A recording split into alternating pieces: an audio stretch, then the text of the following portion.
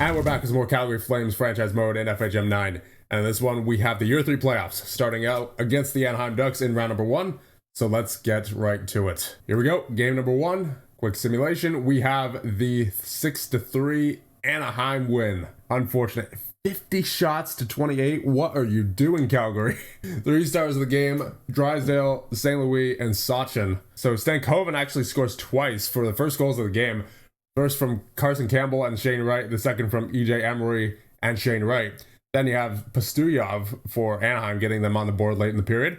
And second period, you have Shane Wright with the goal, makes it 3-1 from Mukhamadullin and Brisson.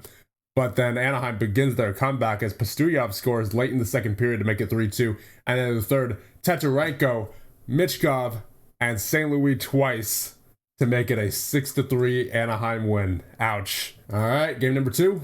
Come on, Calgary. There it is.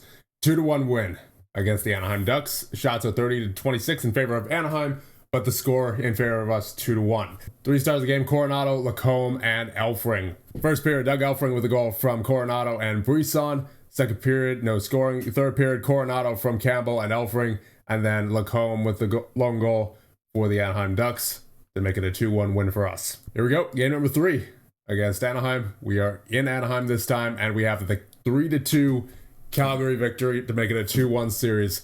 Shots are 35-33 in favor of Calgary. 3 stars of the game, Bernier, Dickinson, and Campbell. Early in the first period, Sam Dickinson starts the scoring for Anaheim to make it 1-0, but then Doug Elfring later on from Bernier and Brisson to make it 1-1. Second period, Owen Martin with the goal from Carson Campbell and Vasily Ponomarev to make it 2-1. And the third, you have Harry Lechner to make it tied at 2, but then late in the third period, Max Heiss scores from Brisson and Elfring to make it the 3-2 win.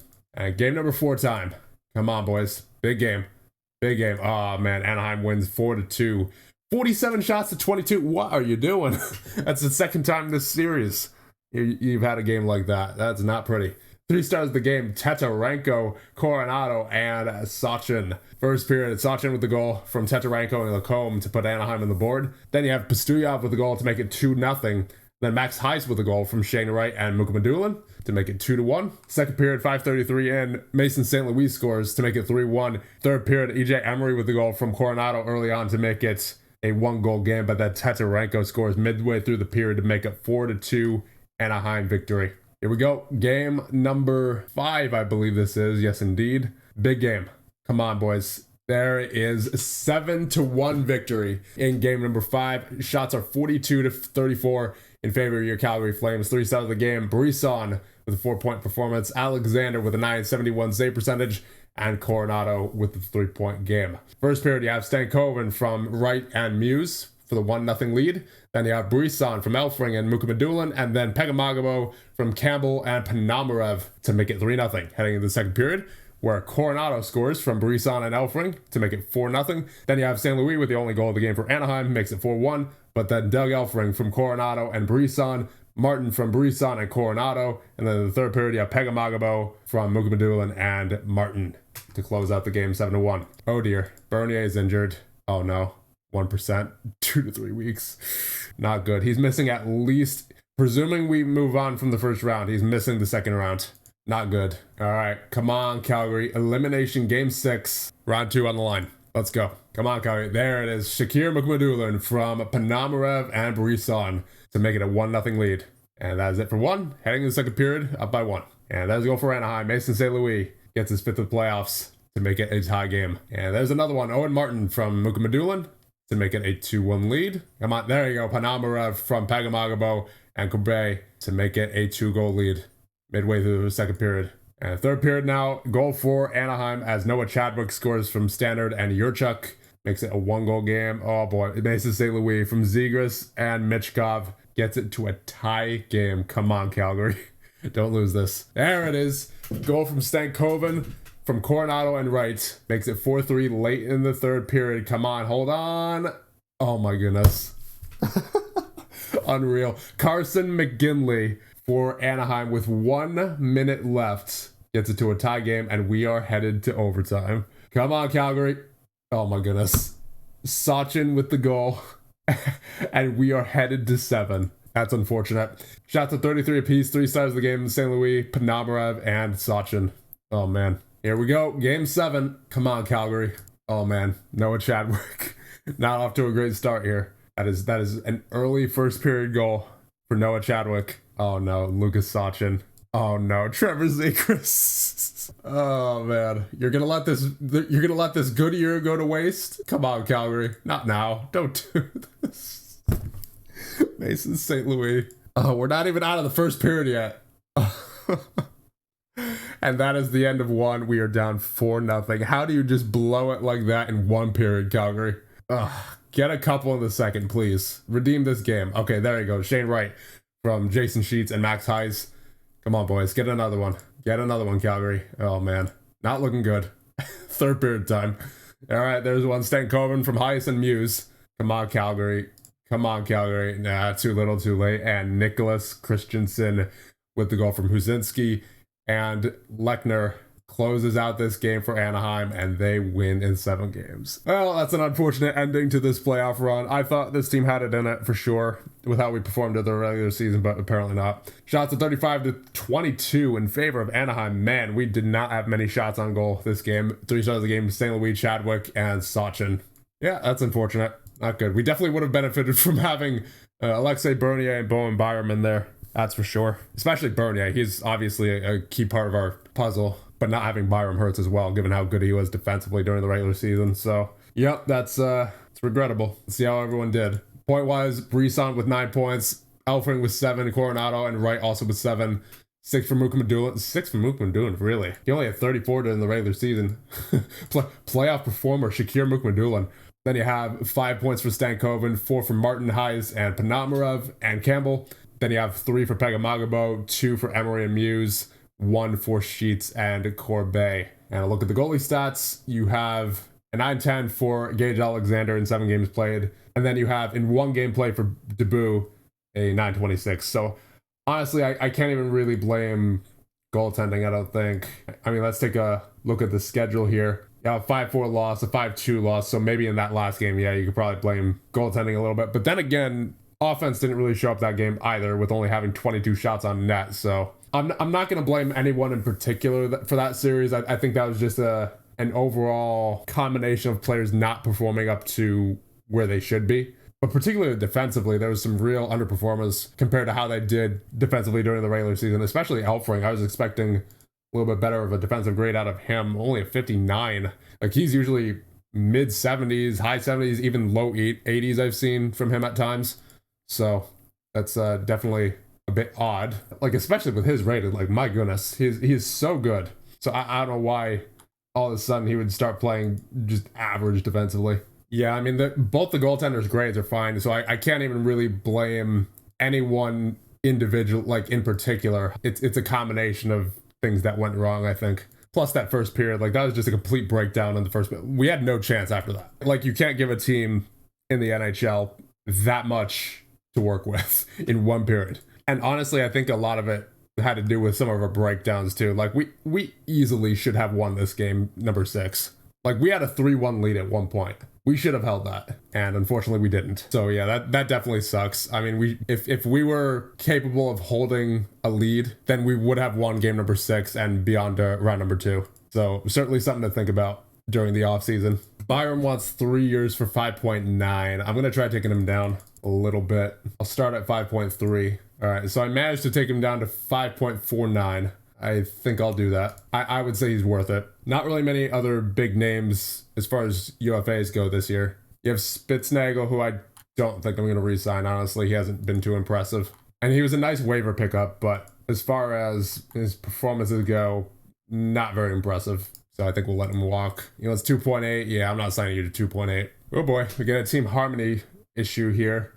This is a pretty big one. It involves Shane Wright, Parker Bell, and Jason Sheets, and Jeremy Debut. But particularly between Shane Wright, Parker Bell, and Jason Sheets, they all like have problems with one another. Parker Bell I could easily move on from. Like, I'm not particularly impressed with any of his performances, so I could just easily move him off the roster. As for Jason Sheets, though, he's kind of a pretty good prospect. And Shane Wright, we got in the offseason for some depth scoring. He had 55 points this past season. Then obviously Jeremy Debut solid backup goaltenders so far. I think I'll leave this be for right now. It doesn't seem like it's too out of control. There's a couple threes there. It seems like the main issue is with Jason Sheets, unfortunately.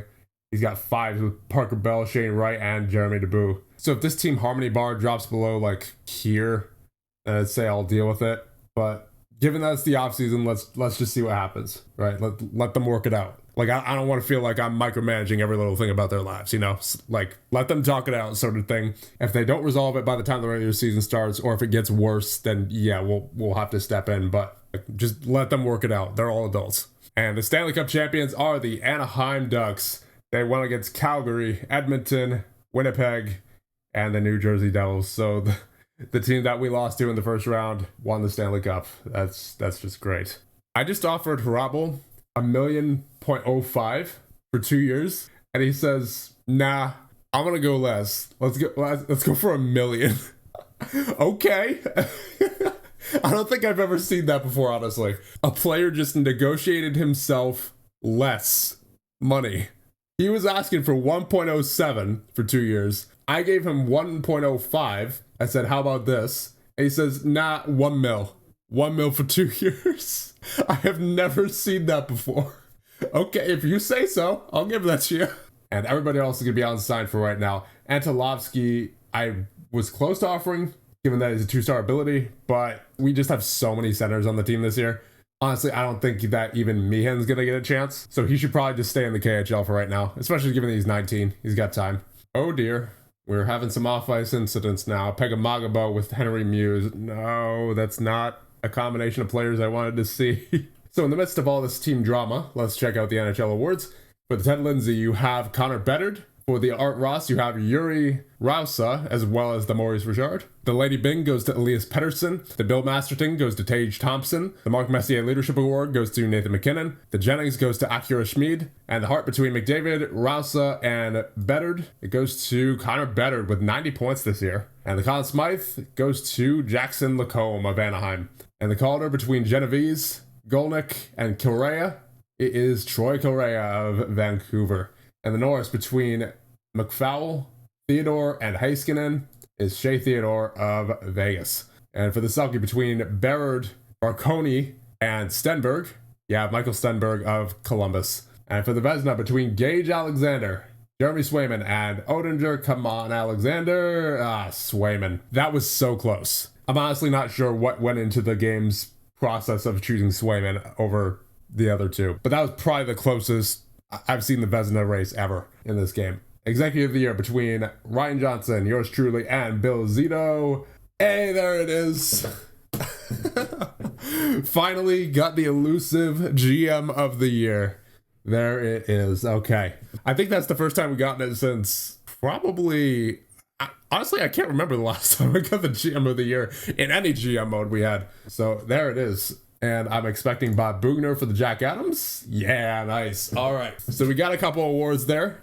Obviously not the one I would have liked, being the Stanley Cup, but I'll take it. But obviously that award wouldn't have happened without the roster that we put together. So thanks to all the boys, but definitely would have liked to see a better result in the playoffs next time. That's what I really wanted, but sometimes you just have to take the small victories. Now let's see this team harmony.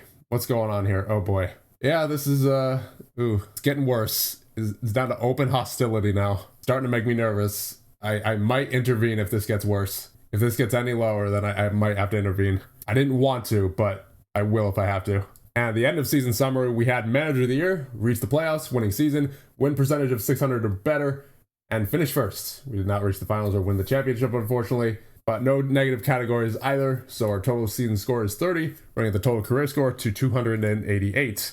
We have 6 available points. I'll put them into training. Oh boy, you need to hire a new coach. Bob Bugner steps away from the Calgary bench and he is retiring. So much for that. He was here for 1.5 years, and unfortunately, we do need to hire a new coach. So I suppose with that, we can go back after Rod Brindamore, as he is still available. There's also Jared Bednar, who I saw earlier. They both have almost exactly the same preferences, so I think it really comes down to their ratings. I really prefer that physical preference. Neither of them have it. There is Peter DeBoer, defensive and physical, but he prefers veterans. That's not the direction we're going in. Yeah, as much as I like the physical preference, there's not any NHL level coaches at this point who are available for hire who have the preferences that I'm looking for. This is why we need staff and coaching development, because there are really not a whole lot of viable options here. So I suppose it's either Bednar or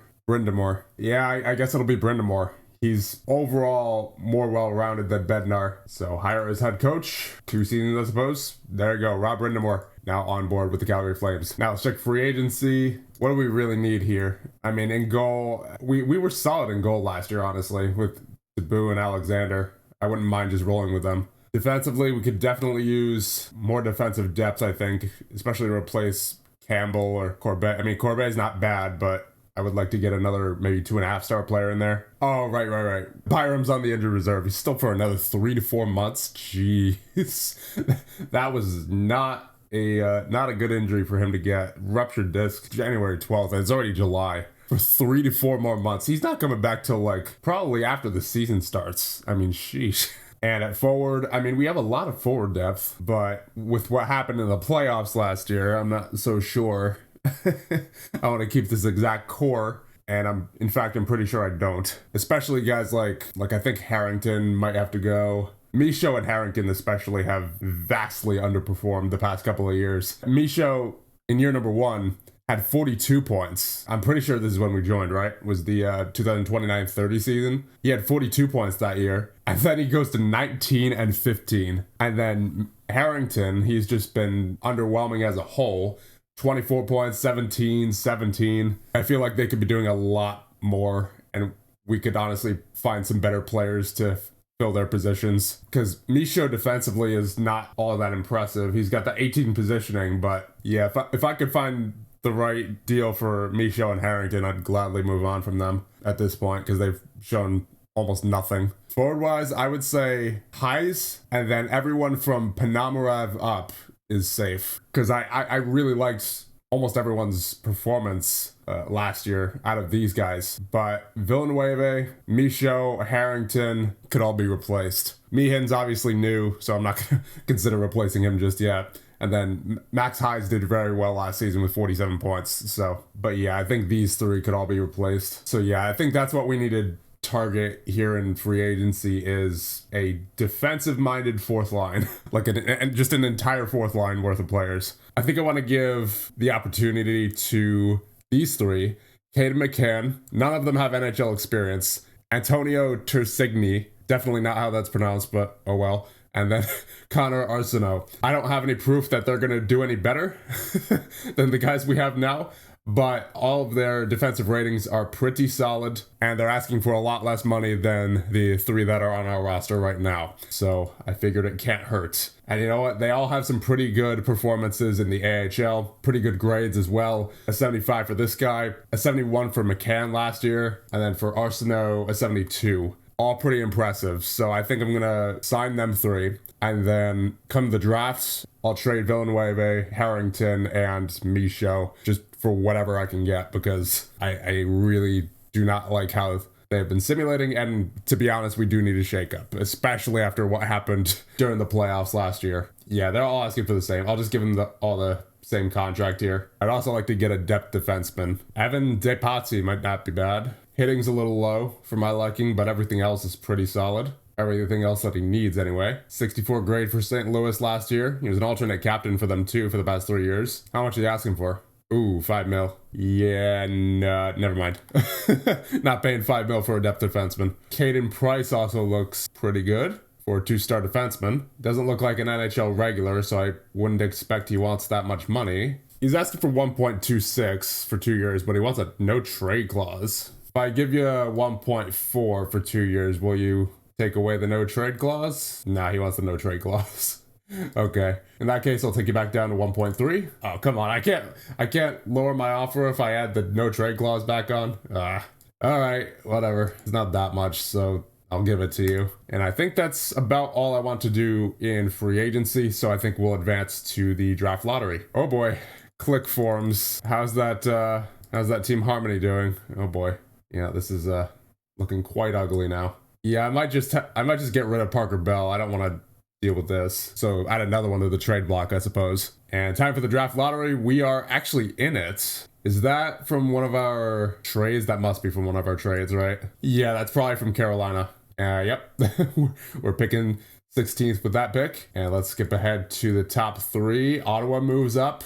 And who's it going to be at number 1? It will be Ottawa. Wow. They move up quite a bit to get that first overall pick. All right, so we are at the NHL entry draft, but I think we're going to save that for the next one. So with that, I'll leave things off here. The next one, we'll get through the draft and the rest of the offseason of year number 3, and we'll head into year number 4 with your Calgary Flames. See you guys in the next one.